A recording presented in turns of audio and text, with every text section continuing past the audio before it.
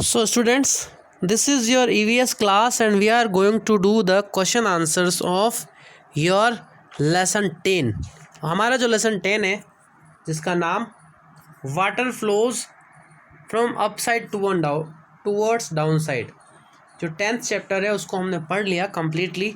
Now we will start the question answers of this lesson. So first question, water flows downwards, पानी नीचे की ओर बहता है. How can you use this feature of water, पानी के इस क्वालिटी को हम कैसे यूज़ कर सकते हैं. तो देखिए ये जो पानी है वो कैसे यूज़ कर सकते हैं.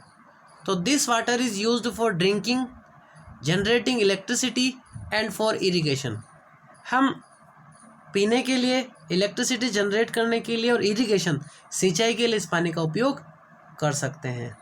Next question, what is the way of getting water from A well. Well से पानी निकालने का क्या तरीका है. तो देखिए with the help of rope and bucket water is taken out of the well. एक तो रोप और बकेट की हेल्प से पानी कुएं से बाहर निकाला जाता है. इसके अलावा motor pump, ratchet are also used to take water out of the well. Motor pump और रेडचेट जो है वो भी पानी को कुएं से बाहर निकालने के लिए यूज़ किए जाते हैं. थर्ड क्वेश्चन देखिए,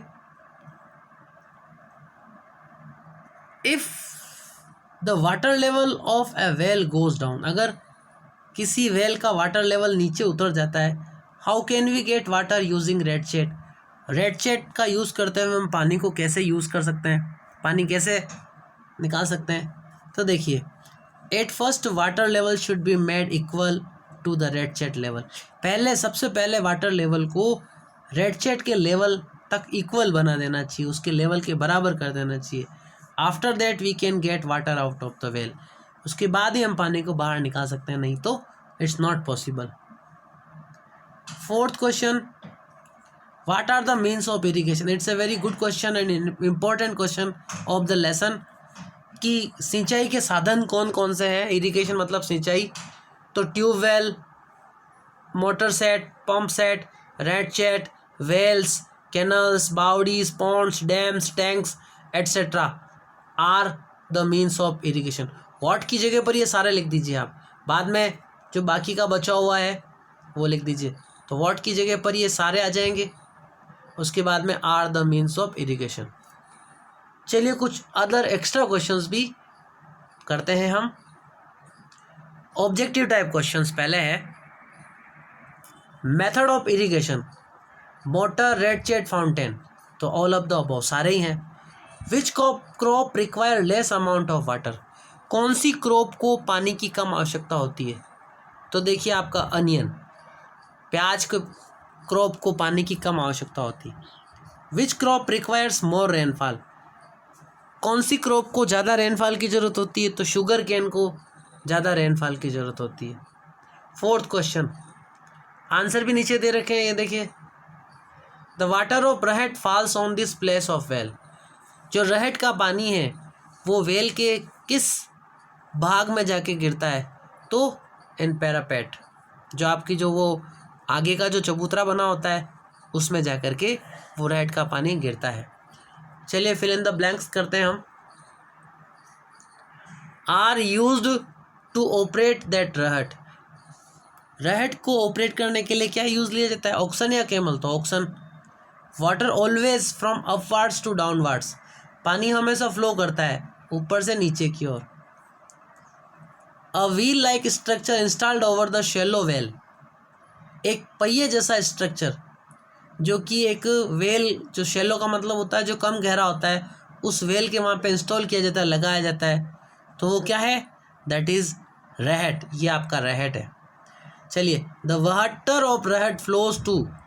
जो रहट का पानी होता है वो फ्लो करता है एंड रीचेज द फार्म्स, और खेतों में पहुंचता है. तो ड्रेन्स, नालियां बनी होती जिनको दोहरे कहते हैं, उनसे वो पानी बहता हुआ खेतों में, फील्ड्स में पहुंचता है.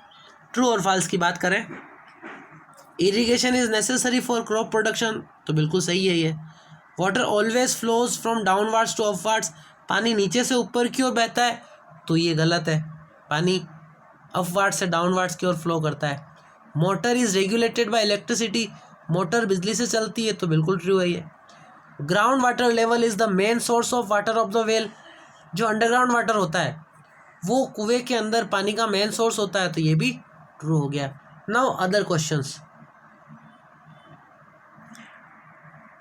इन which direction does the water flow. तो यही हमारा लेसन का नाम है, water flows from upward to downward direction, या water flows from upside toward down side.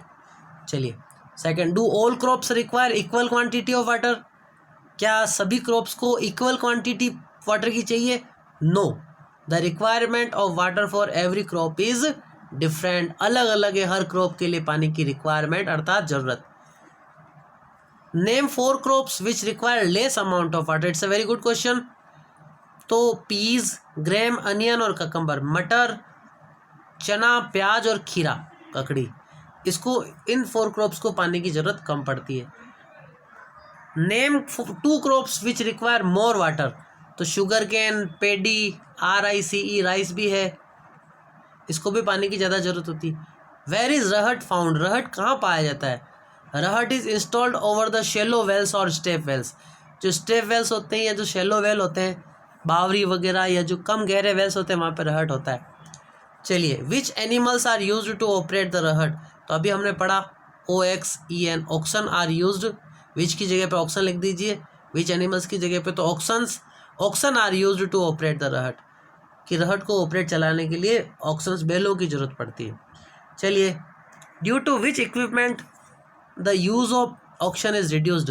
किस इक्विपमेंट मतलब किस उपकरण के कारण ऑक्शन, बैलों का यूज़ बहुत घट गया है? तो वो है इलेक्ट्रिक मोटर्स। आजकल हर खेत में मोटर लगी हुई है।